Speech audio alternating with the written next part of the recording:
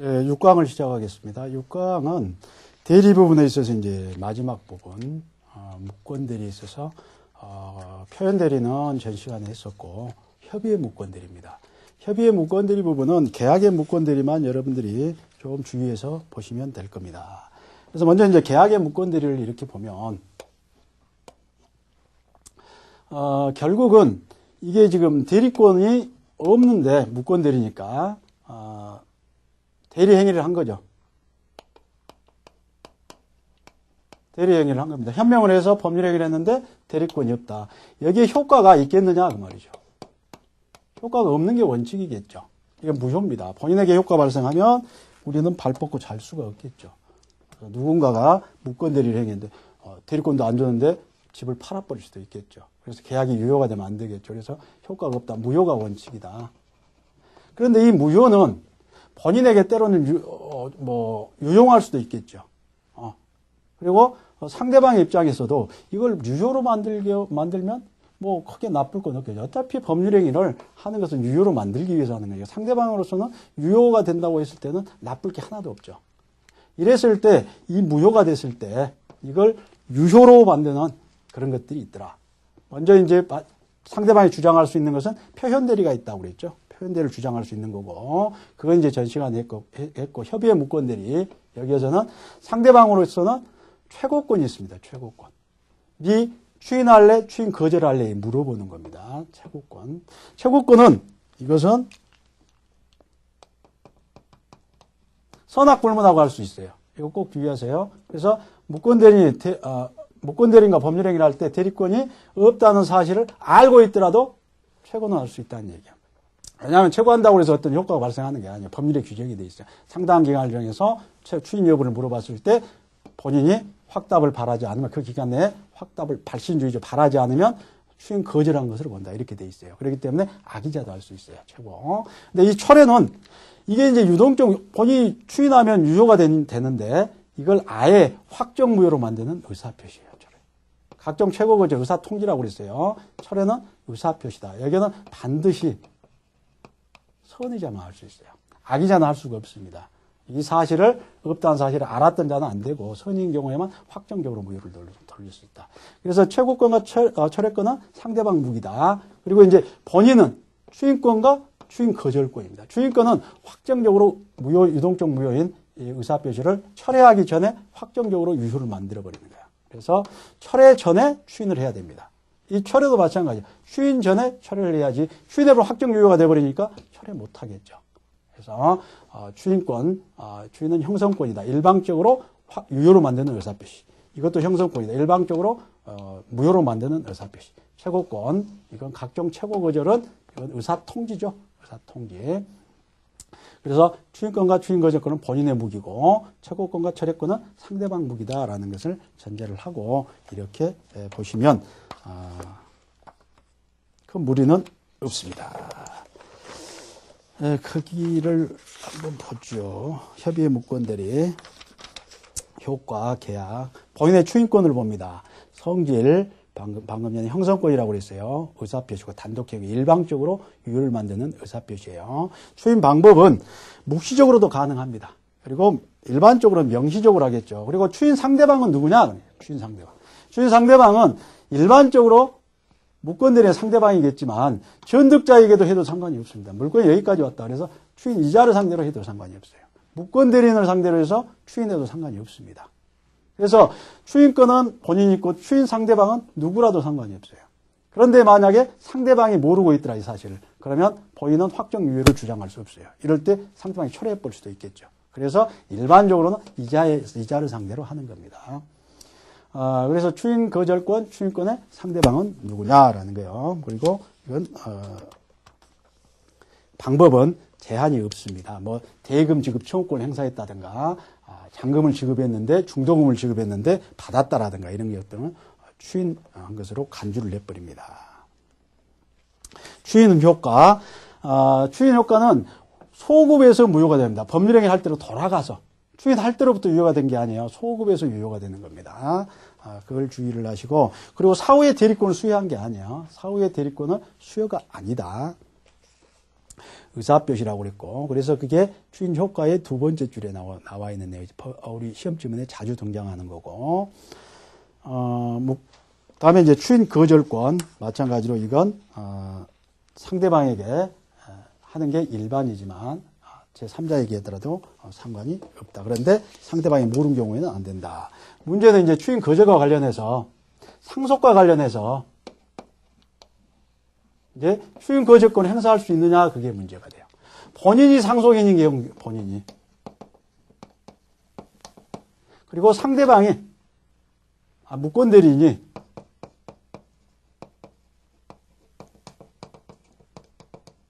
상속인이 된 경우가 있어요. 본인이 상속이 됐다니 무권대리인이 죽어버렸다는 얘기죠. 무권대리인이 상속이 됐다니 본인이 죽어버렸다는 얘기예요. 그래서 이 본인이 상속이 된 경우에는 추인 거절권 행사할 수 있습니다. 자기 권리는 그대로 있어요. 추인할 수도 있고 추인 거절권 행사할 수 있고. 그런데 무권대리인이 상속이 된 경우에는 이것은 본인이 유효를 만들기 위해서 법률행위를 한 자가 대리권 없이 법률행위가 지위가 바뀌어지니까 추인 거절을 버리면 이건 안 되죠. 신의 측이 반하죠. 그래서 무권대리인 상속인 경우에는 추인 거절권 행사하면 안 된다. 신의 측이 반한다라는 게 우리 판례입니다. 그 상속과 관련해서 보시고 추인 거절은 그리고 이제 상대방의 권리로서는 채권과 철회권이 있다고 그랬어요. 채권은 물어보는 거죠. 상당한 기간을 정해서 추인 여부를 물어보는 겁니다. 그런데 그 기간 안에 어떤 확답을 하지 않았다. 이럴 때는 이건 법률의 규정에 효과가 규정되어 있죠. 의사표시가 아니기 때문에. 그래서 이것은 우리 판례는, 우리 민법은 뭐라고 규정이 해놨냐. 상당한 기간 내에 확답이 바라지 않았더라. 그러면 뭘로 본다? 거절로 본다라고 이렇게 규정을 해놨어요. 그리고 최고권은 선악불문하고 할 수 있다는 거 꼭 기억을 하시고, 그리고 상대방의, 최고권의 상대방은 누구냐? 반드시 본인에게 하는 거예요. 추인권을 가지고 있는 자에게 하는 것이지, 무권대리인에게 하면 안 됩니다. 이게 추인권의 상대방하고 달라요. 최고권의 상대방은 누구냐? 반드시 본인에게 해야 된다라는 것. 그리고 이제 상대방은 철회권. 철회권은 본인에게 할 수도 있고 이쪽으로도 할 수 있고 대신 철회권은 추인하기 전에만 가능하다고 그랬어요. 확정적 무효를 만드는 의사표시입니다. 그래서 선의자만 할 수 있다고 그랬고 다음에 이제 무권대리 상대방에 대한 책임은 책임 발생 요건을 보니까 대리인이 대리권 없이 대리행위를 했고 그리고 대리권 있음을 증명 못하고 철회도 하지 않고 능력자이고 그리고 상대방은 선의무과시더라. 그리고 무권대리는 과실 여부를 묻지 않습니다. 무조건 책임을 져야 돼요. 이랬을 때 이제 이런 요건들을 갖추면 그리고 이제 다수설은 표현대리가 성립되지 않아야 된다고 그래요. 표현대리가 성립되면 본인에게 유효를 주장할 수가 있죠. 그래서 이쪽으로 돌아가면 안 된단 말이죠. 그래서 상대방이 무권대리인과 법률행위라는 것은 무권대리인의 효과를 발생하기 위한 게 아니고 본인에게 효과를 발생하기 위한 것이기 때문에 표현대리가 성립되지 않아야 상대방이 무권대리인의 책임을 물을 수 있다. 그리고 책임의 종류는 이행 또는입니다. 또는 둘 중에 하나야. 또는 손해배상. 이걸 청구를 할 수 있다고 했는데 그러면 둘 중에 선택 채권이에요. 누가 선택하느냐. 둘 중에 하나만 청구할 수 있어요. 누가 선택하느냐. 이건 무권대리인 선택하면 안 되겠죠. 누가? 상대방이 선택해서 권리를 행사할 수 있다. 여기까지 이제 대리가 끝나고 다음에는 이제 법률행위 무효와 취소 부분을 봅니다. 무효와 취소는 우리가 이제 지금까지는 요건들을 봤습니다. 무효된 요건, 취소된 요건. 무효는 처음부터 효과가 없는 것.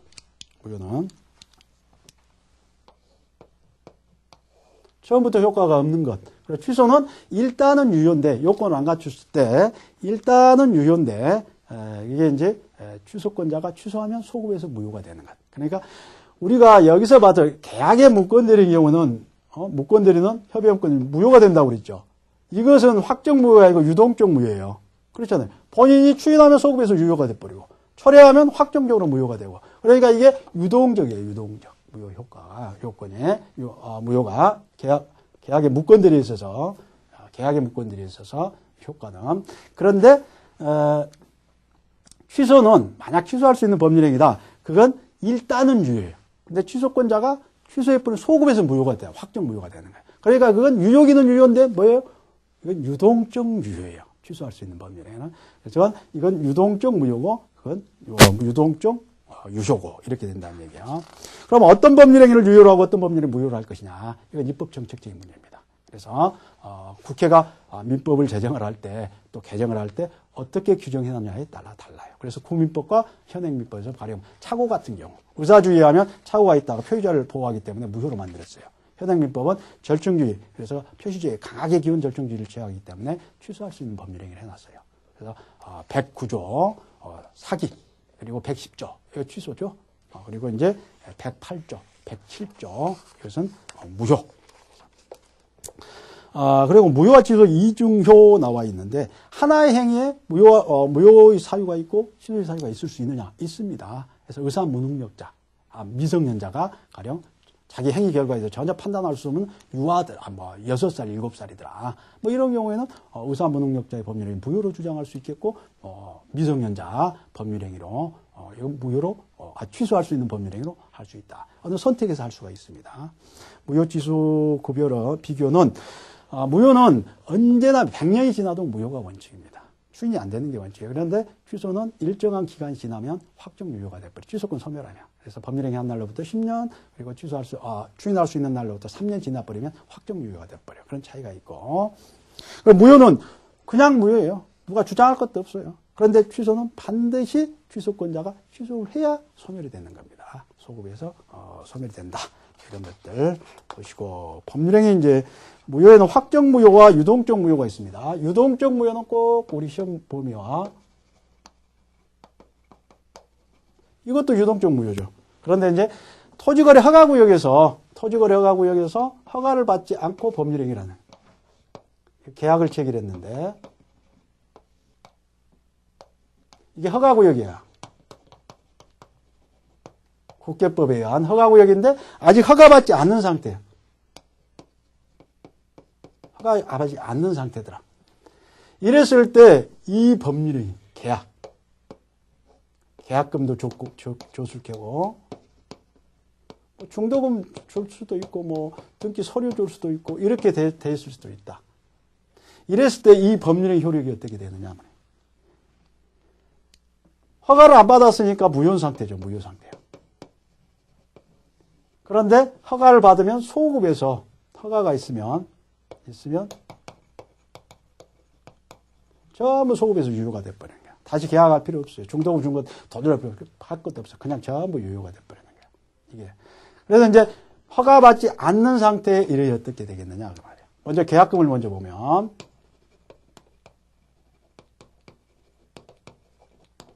이건 유효입니다.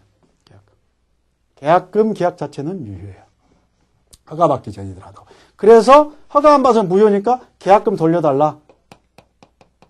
부당이득 반환 청구 안 되는 거예요. 계약금 돌려달라고. 그리고 이 계약금 계약이 유효이기 때문에 계약금 가지고 해제가 가능해요. 계약금 가지고 해제.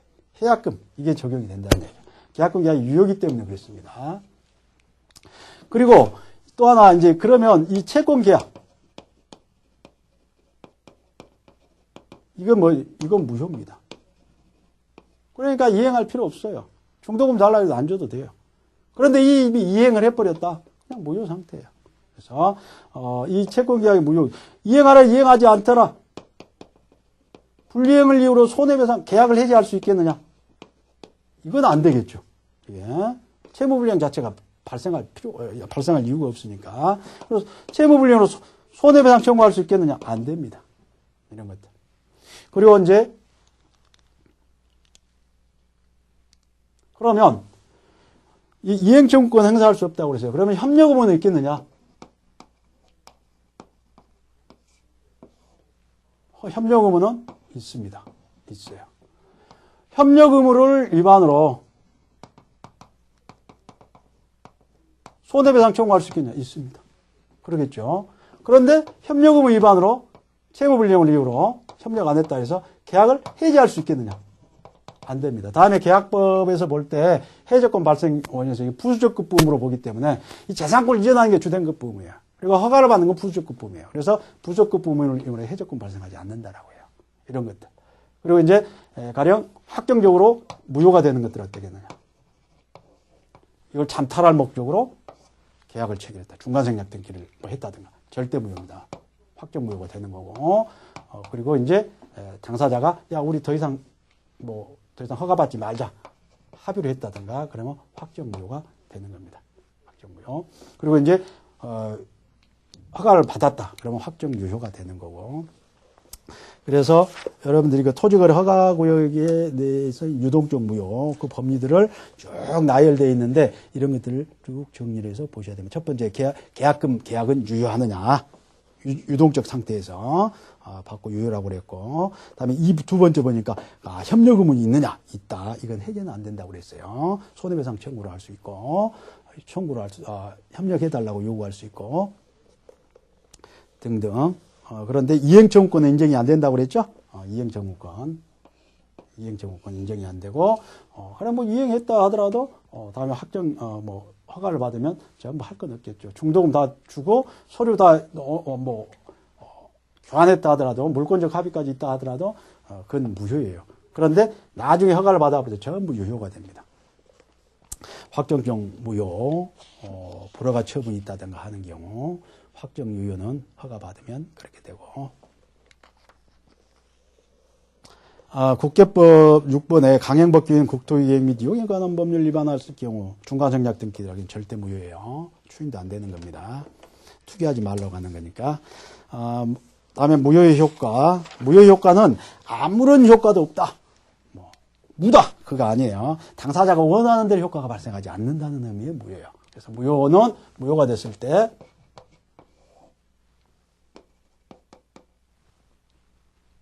일부 무효가 있고 무효행위 추인이 있고 무효행위 전환이 있습니다. 일부 무효야. 일부가 무효더라. 여기 건물하고 토지하고 같이 계약을 체결했어요. 그런데 토지만 이게 지금 허가를 안 받아서 무효예요. 건물은 허가받을 필요 없으니까 일체로 계약을 체결했을 때 이럴 때 어떻겠냐. 전부 무효가 원칙입니다. 전부 무효. 그런데 이제 예외적으로 이 무효가 없었더라도 나머지 부분만이라도 유효를 하려는 그 가상적 의사. 보충적 의사죠? 가상적 의사. 보충적 의사이란 얘기예요. 이럴 때는 나머지 부분만 유효가 됩니다. 일부 무효는 전부 무효가 원칙이다. 그렇게 보면 되고. 다음에 이건 일부 무효가 예외적인 건 양적 일부예요. 양적. 무효행위 추인은 원칙적으로 안 됩니다. 무효행위 추인은 안 되는데, 당사자가 무효임을 알고, 의사표시한 자가 알고 추인하면 소급표 없어요. 그때부터 장래로 향해서 유효가 됩니다. 장래로 향해서. 새로운 법률의 행위를 한 것을 봐요. 과거의 법률 행위를 유효로 만든 게 아니에요. 이걸 꼭 주의를 하시고. 그렇다고 다 되느냐? 안 되죠. 강행법규 위반이라든가 또는 반사의 질서행위라든가 이런 것들을 추인하면 되겠어요? 안 됩니다.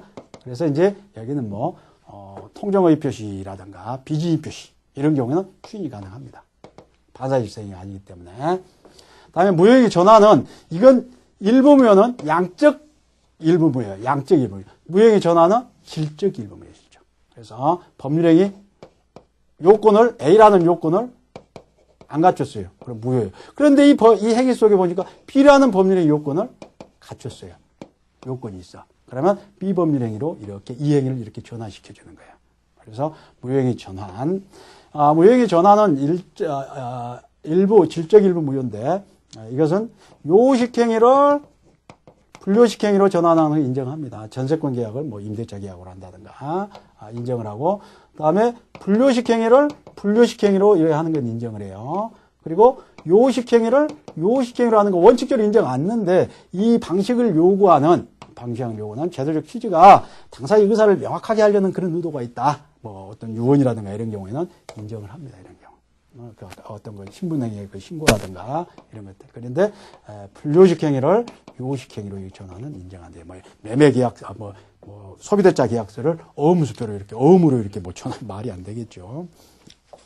이런 것들이 거기까지 무효 부분했고, 다음에 법률행위 취소 부분을 봅니다. 법률행위 취소는 일단은 유효란 얘기. 일단은 유효. 그런데 취소권자가 취소를 해버리면 소급에서 무효가 되는가. 그래서 그럼 여기서 이제 140조에 나와 있죠. 그러면 취소권자가 누구냐?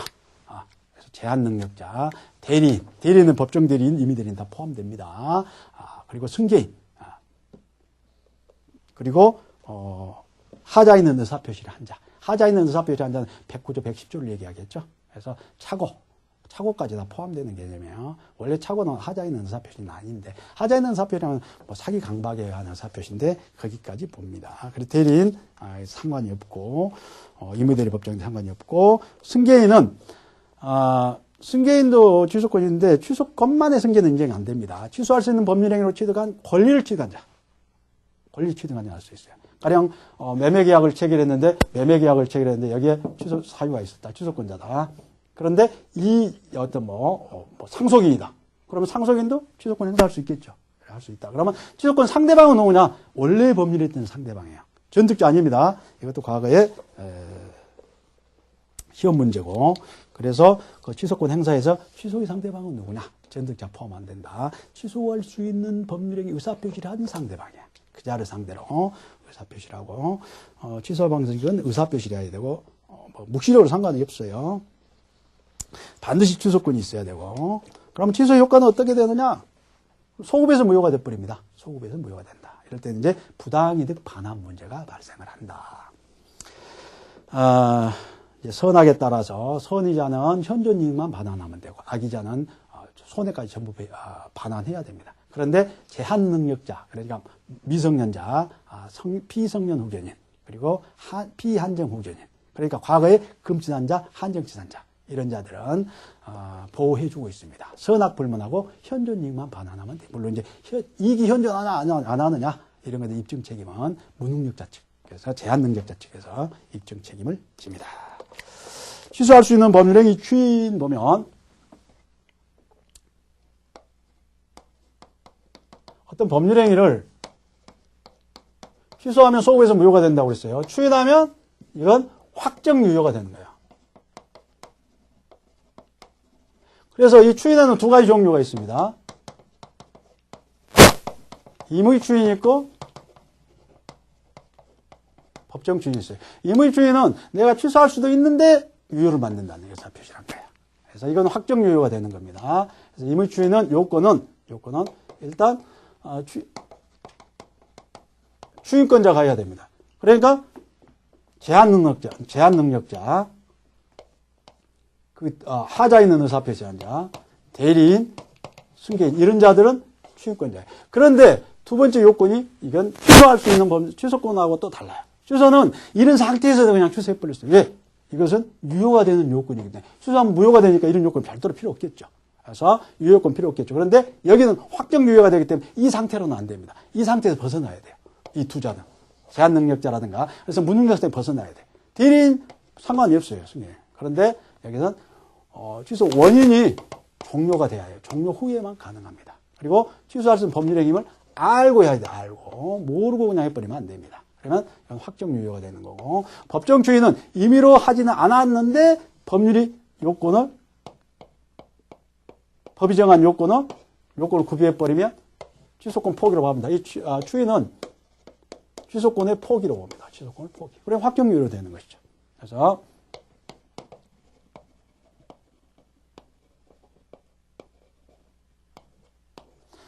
이행. 전부 다 일부를 이행해버렸다. 상대방이 이행했든지, 취소권자에게 상관이 없어요. 받았든지. 다음에 이행 청구가 있어요. 이행 청구. 이행하고 이행 청구는 다르죠.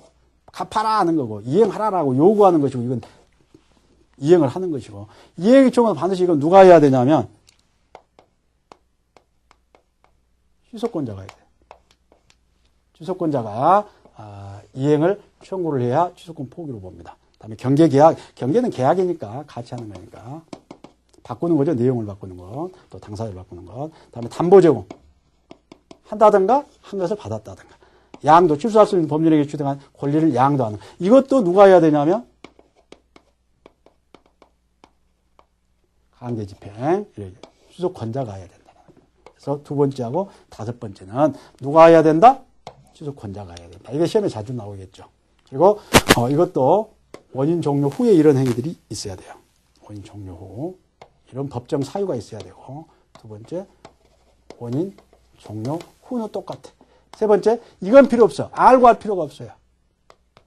알고 할 필요 없다. 모르고 해도 상관이 없어요. 저런 행위를 있더라. 이게 법정주의입니다. 법정주의는 취소권 포기로 간주를 해버린 제도예요.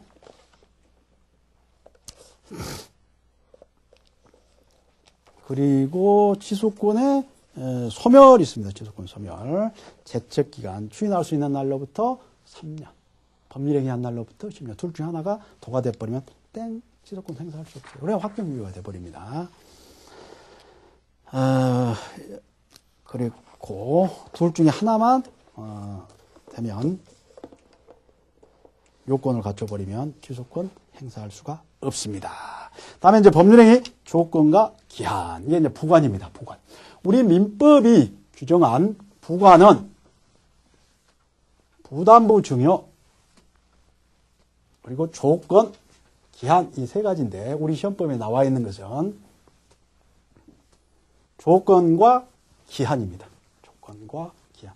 이제 조건 기한에서 한 문제가 나오는데 그건 무조건 맞춰야 돼요. 그건. 그리고 생각할 것도 없어요. 그건 뭐 조건 기한 문제가 나오는데 뭐 1분 생각했다. 그 시험 떨어졌다고 생각하셔야 돼요. 무조건 나오면 한 10초 안에 끝내야 돼요. 뭐 어려울 것도 없어요. 그래서 조건 기한은 부관이다. 부관이라고 하는 것은 주된 법률행위의 효력을 제한하기 위해서 부과한 종된 의사표시예요. 그래서 야 이거 판다 할 때 내일 비가 오면이라든가 등등 주된 법률의 효력을 제한하기 위해서. 그래서 효과가 뭐 발생을 한다든가 뭐 소멸 어떤 게 상관이 없어요. 그래서 이게 부관이야. 우리 시험법의 부관은 두 개더라. 조건, 기한. 둘 다 같은 점이 뭐냐면 장래사실이라는 거예요. 장래사실이 법률행위 효력을 제한한다는 거예요. 장래사실. 이것도 장래사실이에요. 조건은 그런데 다른 점은 뭐냐? 조건은 장래의 불확실한 사실. 기한은 장래의 확실한 사실에 법률행위 효력을 우존시키는 겁니다. 그래서 이게 이제 물어보는데 처음에 여러분들이 할 때 이게 장래 사실이라는 거예요. 이건 불확실한 사실, 이거 확실한 사실. 이걸 명확하게 하고 그리고 이건 부관은 조건 기한은 이건 법률행위의 성립이 문제가 아니라 뭐예요? 효력을 제한하는 것이다. 성립에 영향을 미친다고 하면 틀려요. 일단 성립되어 있는 법률행위 효력 발생 요건이란 말이에요. 그러니까 특별 효력 요건이에요. 이게 특별 효력. 대리권도 특별 효력 요건이라고 그랬죠. 그래서 그런 내용이다. 그래서 조건의 장래의 불확실한 사실에 법률행위 효력을 우존시키는 것. 조건 종류가 중요합니다. 시험에 자주 나오는 부분이죠. 정지조건, 해제조건은 기본이에요. 이건 모르면 이제 조건은 말이 안 되는 거예요. 정지는 뭐냐면 효력 발생 요건이에요. 비가 오면 주겠다.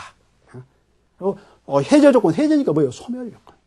비가 오면 이 계약은 무효를 시킨다라든가 이런 것들. 그래서 정지조건은 효력 발생 요건이요. 장래의 불확실한 사실에. 해제조건은 효력 소멸 요건이다. 그리고 수의조건과 비수의조건, 수의조건은 자기 마음대로 하는 거야. 마음대로. 근데 순수 수의조건은 뭐야? 내 마음이 동하면 이래.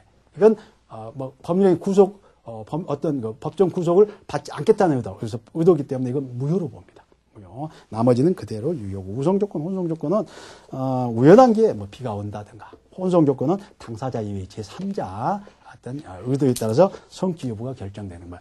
네가 제3자와 결혼하면 뭘 주겠다라는 거 이런 것들. 문제는 시험 잘 나오는 게 가장조건입니다. 가장조건은 조건을 가장하네. 그래서 조건 개념을 정확하게 하지 않으면 가장조건이라는 것을 여러분들이 알 수가 없어요. 조건 개념을 정확하게. 장래의 사실, 불확실한 사실에 법률의 효력을 우존시키는 것. 이게 이제 조건인데, 자, 가장조건은 조건처럼 보이는데 조건이 아닌 게 있더라라는 게. 그래서 아까 봤던 순수수의 조건, 지멋대로 하겠다는 것은 유효 구속시키지 않겠다는 얘기죠. 그러니까 순수조건 그럼 무효. 그리고 불법 조건 뭐야? 불법행위 어떤 조건 자체를 어떤 불법적으로 하려고 하는 거, 그걸 유효로 만들면 되겠습니까? 안 되겠죠? 우리가 봤잖아요. 반사회 질서행위는 무효로 한다, 등등. 그래서 불법 조건은 조건만 무효로 된 게 법률행위 전체를 무효로 한 거야. 전부 법률행위 전체를 무효로 한다. 기성 조건은 뭐야? 이미 이루어져 버린 거란 말이야. 뭐야? 성취 여부가 불확실해야 돼, 불확실. 비가 올지 안 올지 몰라. 이렇게 돼야 된다는 얘기예요. 그런데 이미 뭐 네가 1등하면 네 반에서 1등하면 주겠다. 이미 1등 해버렸어요. 그건 뭐예요? 조건처럼 보이지만 조건이 아니란 거야. 그래서 주관적으로 판단하지 않고 객관적으로 판단하는 거예요. 지가 모르는 건 모르는 거예요, 이게. 그래서 불법 조건은 지문에 자주 나오는데 법률행위 전체가 무효가 된다 그러면 조건만 무효가 된다 그러면 틀려요. 법률행위 전체가 무효가 되는 거예요. 증여 계약 자체가 아예 무효가 된다는 거예요. 어떤 그 불법적인 조건으로 어떤 증여를 하는 경우 케이스가 많죠. 이런 것들. 그리고 이제 기성 조건, 이미 이루어져 버린 조건. 조건 아니죠. 조건처럼 보이지만 조건. 불가능한 조건. 성취 여부가 불확실하대요. 불확실한데 확정적으로 이제 일어날 수 없다. 조건이 아니에요. 아니, 개념 자체에 안 맞잖아요. 그래서 불능 조건은 조건이 아닙니다. 그런데 이제 문제는 기성 조건과 불능 조건이 불법 조건은 다 전체가 무효가 된다고 그랬고 기성 조건 글씨가 날아갔네. 기성 조건 그리고 이게 정지 조건하고 결합한 경우가 있고 이게 해제 조건하고 결합하는 경우가 있어요. 불능 조건도 마찬가지예요. 이건 거의 매년 시험에 나온다고 생각하시면 돼요. 그런데 여러분들이 이걸 딱 보고 기성이 뭐 플러스로다. 불능에는 마이너스다. 이렇게 보시면 돼. 그리고 정지 조건은 효력 발생이니까 플러스. 해제는 소멸이니까 마이너스. 플러스 마이너스. 곱해버리는 거지. 플러스 1 플러스 1 곱하면 뭐야? 플러스야. 조건 없는 법률행위가 돼. 플러스 1 곱하기 마이너스 1 뭐야? 마이너스야. 무효가 되는 거야.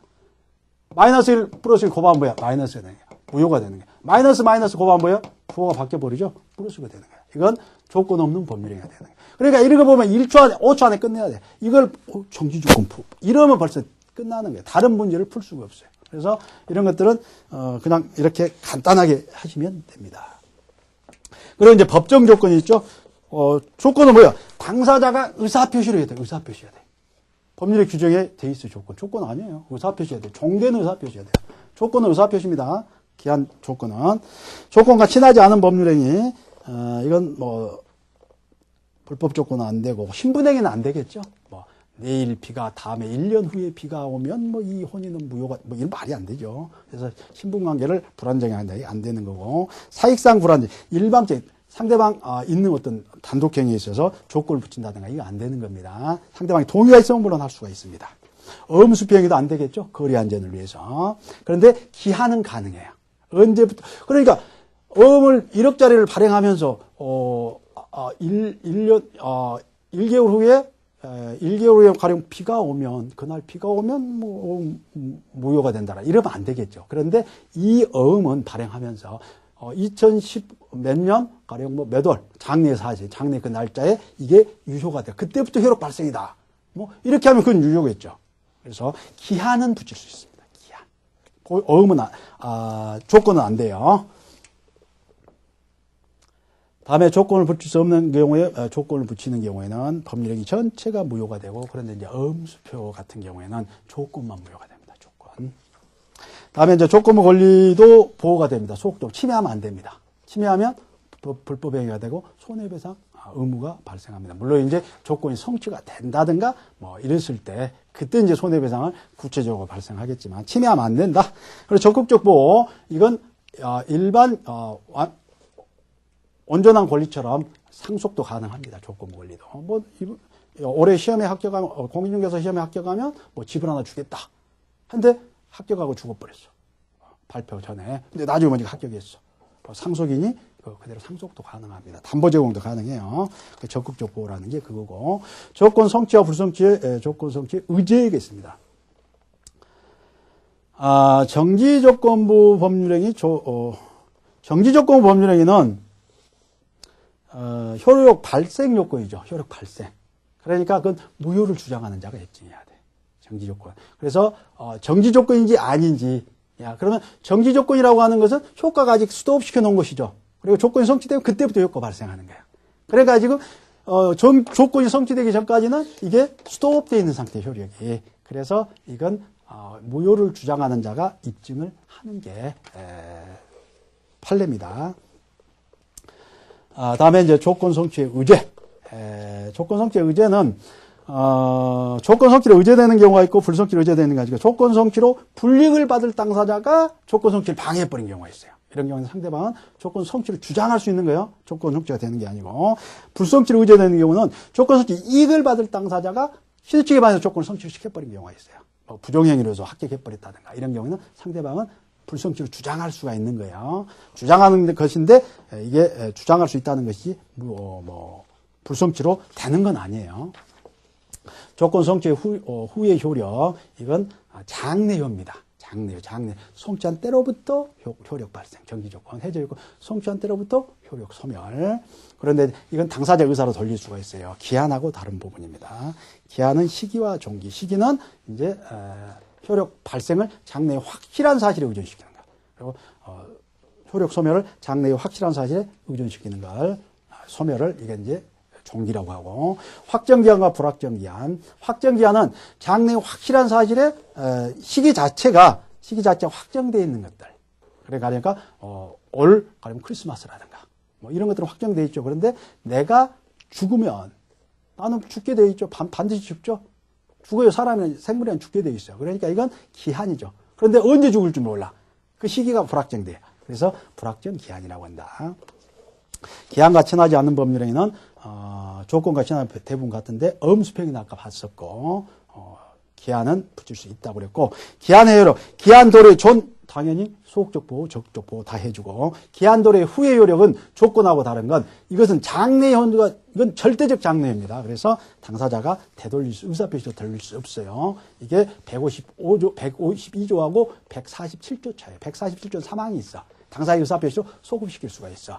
조건은. 그런데 기한은 안 되는 거예요. 기한의 이익은 기한이 아직 도래하지 않음으로써 당사자가 얻는 이익, 이걸 기한의 이익이라고 그래. 그런데 이게 불투명하더라. 그러면 채무자에게 있는 것으로 추정을 합니다. 추정. 반대해서 입증을 해서 깨버릴 수는 있겠죠. 기한의 이익 포기할 수 있어요. 그런데 상대방의 이익이 침해가 되면 손해를 배상하고 기한 이익 포기할 수 있다. 기한 이익 상실은 일정한 사유가 있으면 기한 이익을 인정을 안 하는 겁니다. 그래서 뭐 담보 제공하겠다 해서 돈 빌리는 담보를 제공 안 해버렸다든가, 또는 뭐 담보를 손상, 감소, 멸시를 시켜버렸다든가 이런 경우에는 기한의 이익을 주장할 수 없습니다. 기한이 상실됩니다. 기한 상실 시에 채권자는 즉시 이행을 청구할 수 있고, 이러한 이행의 청구가 있으면 기한이 도래하게 되겠죠. 여기까지 해서 민법 총칙을 마치도록 하겠습니다. 수고하셨습니다.